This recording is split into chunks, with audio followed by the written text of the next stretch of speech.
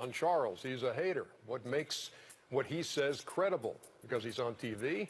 I'm not going to let him disrespect my legacy like that. I'm not the one who threw somebody through a window. I never spit on a kid. I never had unpaid debt in Las Vegas. I never said I'm not a role model. I'm tired of biting my tongue. There's a new sheriff in town. And that brings us to this Thursday night inside Studio J here in Atlanta. Well, this was the most anticipated night I've actually been here. For me too, Kenny. I was anticipating this all I have day. not.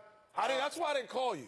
I didn't want to hear any preconceived. No, I think Chuck is laughing, but this is actually serious to me because I didn't want to hear any preconceived what you had to say. I want to hear it fresh, live, and direct. Okay. So, number one, I have no problem with what LeBron said. I have no problem. Everything's not true, but most of that is true. I've did some stupid things in my life. That being said, I've been doing this job for 15, 16 years. I have never said anything personal about a guy, and I'm never going to, ever. All my criticism on any player or comments on any team is strictly about basketball. What I said was, I'm the best player in the world, which he is. He has Kyrie Irving, who's an all-star. He has Kevin Love, who's an all-star. And he has Tristan Thompson, who's a terrific player. I take my chances against anybody. I don't need any help if I got those guys. That would be my personal opinion. I stick by that. Him saying they're top-heavy, I'm pretty sure Carmelo would take those three guys. I'm pretty sure Russell Westbrook would take those three guys. But, like I say, I'm never going to get personal. It's been fun to me sitting back, listening and watching. I played golf the last 2 days, and people left me a bunch of messages on my Jackass phone. I have two phones. I have a private cell, and I have a Jackass phone for the rest of the people. The Jackass phone has been blowing up.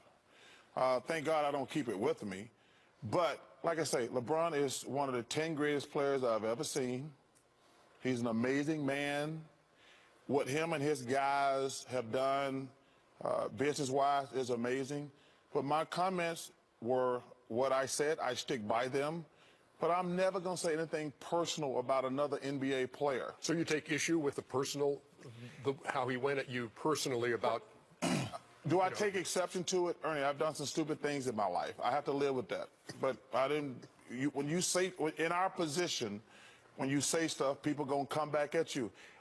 Like I say, everything. Like, first of all, that's my friends. I got great friends. Number one, I flunked Spanish in high school. And I lost Jeopardy to Martha Stewart. He left out a couple of things that I had did wrong in my life. But like I say, I've did some stupid things in my life. That does not make my argument less valid. Like I say, I'm pretty sure Carmelo Anthony, who's a hell of a player, would love to have Kevin Love, Kyrie Irving, and Tristan Thompson. Same thing with Russell Westbrook. But like I say, my argument with LeBron was strictly basketball related. He said also in his comments that if you guys were going to have a conversation, you know where he's going to be in his road arenas. Is there interest in your part in talking to LeBron James?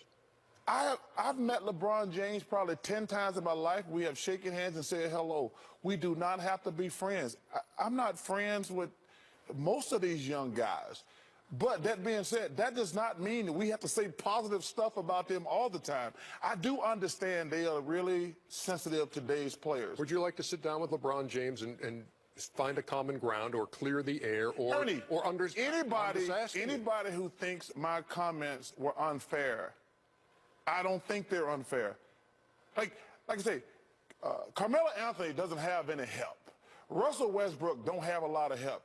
He's got Kyrie Irving, Kevin Love, and Tristan Thompson, and they are the defending champions. For him to say all the time, we don't have enough, I'm like, well, you're already the champ. You think I don't want to play with Kevin Love and Kyrie Irving and Tristan Thompson in my heyday? Yeah. I think, Charles, too, the one thing that he probably found, to me, from afar, looked like he took exception to was that he didn't want to compete. But I was watching it because I want to see it again, and it's just fresh again for me. The first two times you questioned it. Is it not that he doesn't want to compete? Which has been said in every barbershop, every place, and everywhere. And it happened to Kevin Durant. When he went to Golden State, people said, what, does Kevin Durant not want to compete? He's going to the Golden State Warriors? So he doesn't want to. So it's not something that people aren't saying or isn't thinking about. So that's why I took exception. I thought it was a little bit too far where LeBron had gone, because when you say you need help and you are the champs, people say that. They will think that. And because it came out from the back of his brain to the front of his mouth doesn't make it wrong. That's what I thought. And I did think, I took exception to maybe him being personal. No, Chuck made it personal when he said LeBron doesn't like to compete. Everybody knows, including you, Kenny, when you win a championship and you lose key players like Dellavedova and Moskov, you have to regroup. That's what y'all did in Houston. Your first year in Houston, you went 54-28. Then when y'all came back and everybody was busting your head, y'all got rid of and then you brought in Clyde Drexler. You have to regroup. Can I ask you a question? Yes. When Kevin Durant went to Golden State, did you say, does this guy not want to compete? No, I didn't say that. You didn't say that? No, I didn't say that. Never came across your mind? No, never came across my mind. Everybody I know it did. Everybody I know it came across too. Again. So when he says that, it gives the same impression.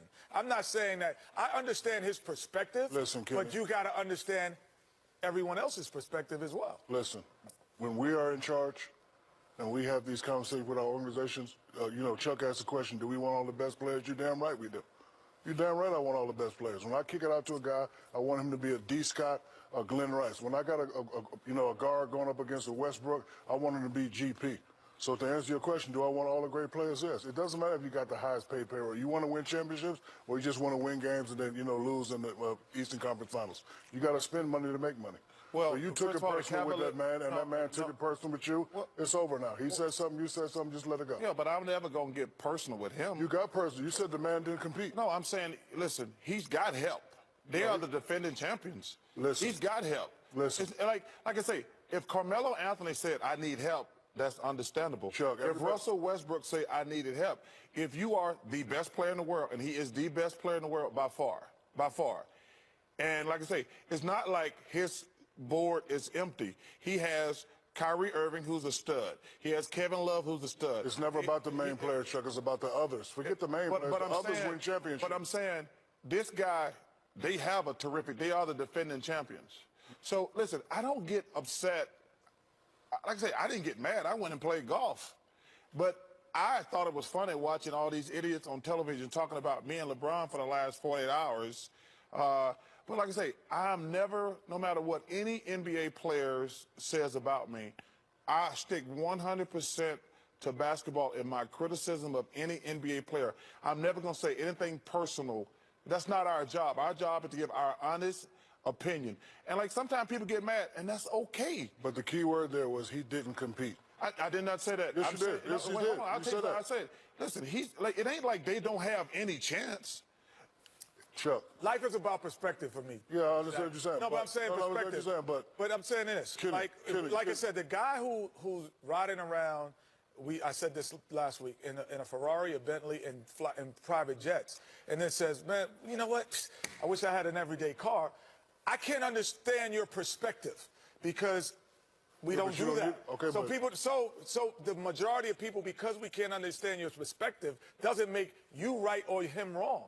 That was my point. Because the perspective is, you've got a lot, my man. Okay, so you can't really complain about not having an everyday car or a playmaker because you got a lot. So I understand the perspective that both of them are saying. I will say this to Akeem Olajuwon and Clyde Drexler's face. You didn't win the championship. You won him that championship. Sam Cassell won him that championship. Big Shot Bob won him in the championship. He ain't talking about the top players. He's talking about the others. Others win championships. We as superstars, we do what we do. We hold the fort, but it's the others. Michael Jordan, who'd he kick it out to in Utah? He kick it out to others. Steve Kerr.